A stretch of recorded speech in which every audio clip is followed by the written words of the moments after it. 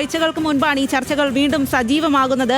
കാന്തപുരത്തിന്റെ ഒരു ഇടപെടൽ ഉണ്ടാകുന്നത് വഴി അതിന് പിന്നാലെ ഒരുപാട് അതിനിടയിലും പലതരത്തിലുള്ള ആശയക്കുഴപ്പങ്ങൾ ഉണ്ടാവുകയും ഒക്കെ ചെയ്തു. എന്തായാലും നിമിഷപ്രിയയുടെ വധശിക്ഷ മരവിപ്പിച്ചു എന്നുള്ള വാർത്ത അതിനിടയിൽ വരുന്നു. പിന്നീട് വീണ്ടും തലാലിന്റെ കുടുംബം അതിനെതിരെ രംഗത്ത് വരുന്ന കാഴ്ചയൊക്കെ നമ്മൾ കണ്ടിരുന്നു. എന്തായാലും ചർച്ചകൾ സജീവമായപ്പോൾ തടസ്സമായി നിന്നത് തലാലിന്റെ കുടുംബത്തിന്റെ ഈ ഒരു നിലപാട് തന്നെയായിരുന്നു.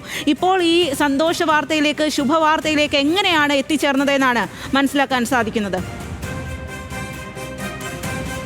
നേരത്തെ കുഞ്ഞഹമ്മദ് കൂരാച്ചുണ്ട് സൂചിപ്പിച്ചതുപോലെ തന്നെ ഒരു വ്യവസ്ഥാപിതമായിട്ടുള്ള ഭരണ സംവിധാനങ്ങൾ പ്രവർത്തിക്കാത്ത രാജ്യമാണ് യമൻ എന്ന് പറയുന്നത്. അതായത് ദക്ഷിണ യമൻ പ്രവിശ്യ അദൻ തലസ്ഥാനമായ റാഷിദ് അൽ അലീമിയുടെയും അതോടൊപ്പം തന്നെ സാലിം സലാഹ് അബ്ദുള്ളയുടെയും നേതൃത്വത്തിലുള്ള ഗവൺമെന്റിന്റെ അധീനയിലും അതോടൊപ്പം തന്നെ ഉത്തര യമൻ എന്ന് പറയുന്ന സ്ഥലം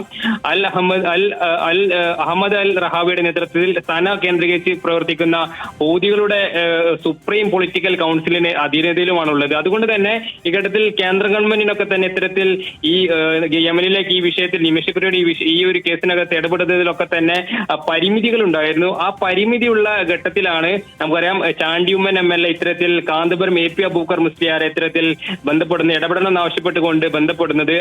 അതിനുശേഷമാണ് അതായത് കാന്തപുരം AP അബൂബക്കർ മുസ്ലിയാർ ലോകത്തിലെ തന്നെ ഏറ്റവും മുസ്ലിം ജനവിഭാഗങ്ങൾക്കിടയിൽ ഏറ്റവും സ്വാധീനമുള്ള സൂഫി പണ്ഡിതനായിട്ടുള്ള ഷെയ്ഖ് ഹബീബ് ഉമർ ഹാഫിദുമായിട്ട് അദ്ദേഹം ഒരു ഇടപെടൽ നടത്തുന്നത്. ഈ ഷെയ്ഖ് ഹബീബ് ഉമർ ഹാഫിദ് എന്ന് പറയുന്നത് യമനിനകത്ത് ഏറ്റവും സ്വാധീനമുള്ള ഒരു മത പണ്ഡിതന് കൂടിയാണ്. അദ്ദേഹത്തിന്റെ സ്വാധീനം ഉപയോഗിച്ചുകൊണ്ട് അതുവരെ സാധ്യമാകാത്ത തലാലിന്റെ കൊല്ലപ്പെട്ട തലാലിന്റെ കുടുംബവുമായി ഒരു ചർച്ചയ്ക്ക് ഒരു വഴിവെച്ചു എന്നുള്ളതാണ് ഇതുമായി ബന്ധപ്പെട്ട് നിമിഷപ്രിയയുടെ വധശിക്ഷ നീട്ടിവെക്കുന്നതിലേക്കും ഇപ്പോൾ റദ്ദാക്കുന്നതിലേക്കും കാര്യങ്ങൾ എത്തിച്ചേർന്നിട്ടുള്ളത്. ആ ഘട്ടത്തിൽ തന്നെ ചർച്ചയുടെ തുടക്കത്തിൽ തന്നെ ഒരു ഏറെ പ്രതീക്ഷയുണ്ടെന്നൊക്കെ തന്നെ ആ തരത്തിലുള്ള വാർത്തകളാണ് ഷെയ്ഖ് ഹബീബ് ഉമർ നിയോഗിച്ചിട്ടുള്ള പ്രതിനിധി സംഘം കാന്തപുരത്തെ അറിയിച്ചിട്ടുള്ളത്. ഇതുമായി ബന്ധപ്പെട്ട് ആദ്യഘട്ടത്തിൽ തന്നെ പ്രതീക്ഷിക്കുന്ന ഒരു വാർത്ത അവിടെ നിന്ന് നമുക്ക് നൽകാൻ കഴിയുകയും ചെയ്തിരുന്നു. ഇതുമായി ബന്ധപ്പെട്ട് ഇത്തരമൊരു യമൻ പോലുള്ള രാജ്യത്തിനകത്ത് ഈ പ്രത്യേകിച്ച് വിഘടന അല്ലെങ്കിൽ ഹൂതികൾക്ക് സ്വാധീനം ഈ ഒരു സ്ഥലത്തിനകത്ത് അതായത് ഈ നയതന്ത്ര ചർച്ചയിലൂടെ അല്ലെങ്കിൽ ആ ചർച്ചകൾക്ക് പരിമിതിയുള്ള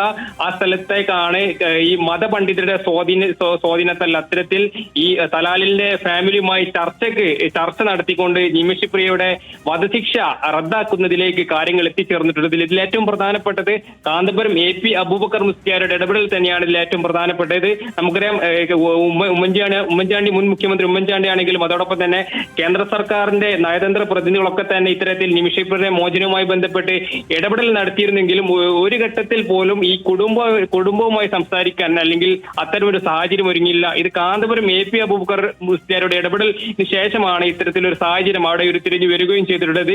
ഇതുമായി ബന്ധപ്പെട്ട് നമുക്കറിയാം ആ ഘട്ടത്തിൽ തന്നെ ഈ യമനിലെ ചർച്ചകൾക്ക് നേതൃത്വം നൽകിയിരുന്ന ഷെയ്ഖ് ഹബീബ് ഉമർ ഹാഫിദിന്റെ പ്രതിനിധികൾ ആ ഘട്ടത്തിൽ തന്നെ ദിവസങ്ങളോളം ഈ യമനിലെ ധമറിൽ, അതായത് ധമറിലാണ് തലാലിൻ നാട് എന്ന് പറയുന്നത്, ഈ ധമറിൽ തുടരുകയും ഇതുമായി ബന്ധപ്പെട്ട് യമനിനകത്തെ ഭരണകൂടവുമായും അതോടൊപ്പം തന്നെ അവിടെയുള്ള ഗോത്ര തലവന്മാരുമായും നീതിന്യായ കോടതിയിലെ ഉദ്യോഗസ്ഥരുമായും ഒക്കെ തന്നെ ചർച്ച നടത്തുന്ന ഒരു സാഹചര്യം ഉണ്ടായിട്ടുള്ളത്.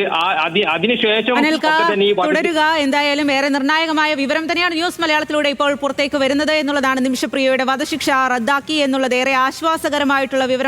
കഴിഞ്ഞ കുറച്ചു കാലമായി നമ്മളെല്ലാവരും കേൾക്കാൻ ആഗ്രഹിച്ചിരുന്ന ആ ഒരു വാർത്തയാണ് ഇപ്പോൾ ന്യൂസ് മലയാളത്തിലൂടെ ഈ സമയം പുറത്തേക്ക് വരുന്നത്.